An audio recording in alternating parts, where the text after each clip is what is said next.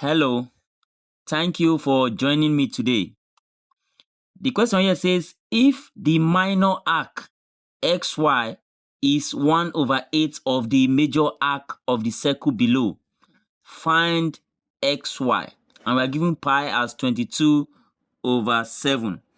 Now, we are given that the length of this minor arc is 1/8 of the length of the major arc.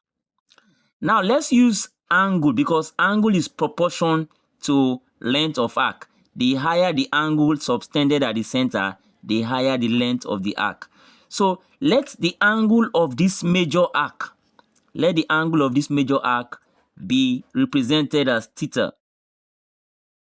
So the angle of the minor arc will be represented as 1 over 8 of theta, because we are told that the length of the minor arc is 1/8 of that of the major arc. So if that of the major arc is theta, then that of the minor arc is 1 over 8 of theta. So now we're using angle. So that means if the angle of the major arc is theta, then the angle of the minor arc will be 1/8 of that of the major arc. And in a circle, the total angle is 360. The total angle in a circle is 360. So when we add this angle of the major arc and that of the minor arc, everything should be equal to 360, which is sum of angle in a circle. Now with that, let's simplify this further. So let the LCM of this be 8. Don't forget, this is like over 1 and this is theta over 8.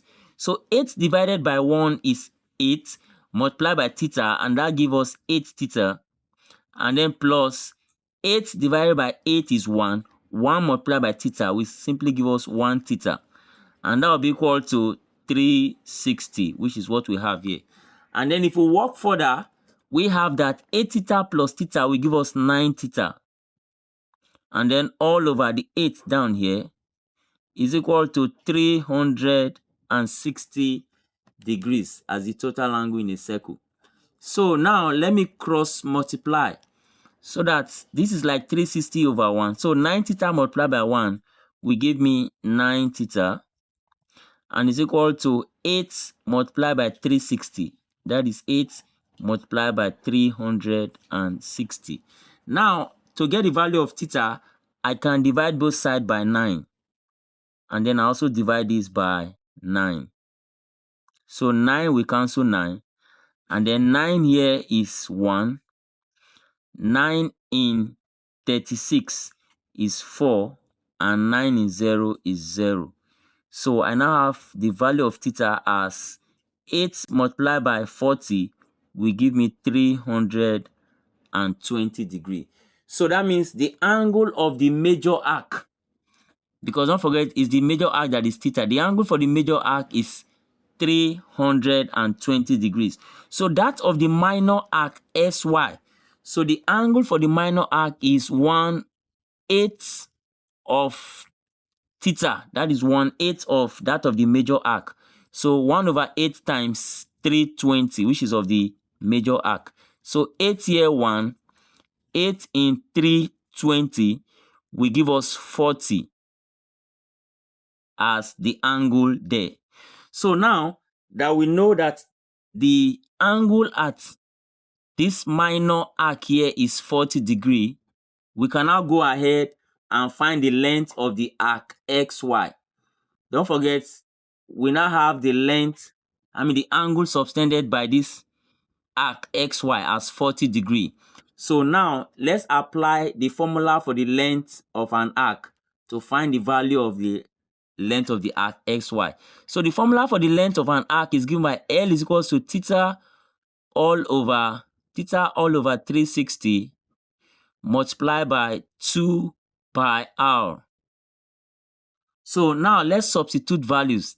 The theta, which is 40 degrees, that is the angle subtended by the arc XY, all over 360 multiplied by 2 multiplied by the value of pi given to us is 22 over 7 and then multiply by the radius, which is 14. Don't forget, the radius of the circle as shown in the question is 14 centimeters. So that's the radius, 14 centimeters. So we say multiply by the radius, 14. So I write the 14 here. So that is the 2 pi r. Then now, this 0 can cancel 0 here. Then 4 in 4 is 1. 4 in 36 is 9. 7 here, 1. And 7 in 14 is 2. So what I'm left with there, in the numerator, I have 2 times 22 times 2. So I have 2 multiplied by 22 multiplied by 2, all divided by what I have as the denominator is just 9 that is left there. So this, if we multiply this with a calculator and divide by 9, we are going to get the length of the arc as 9.78 centimeter.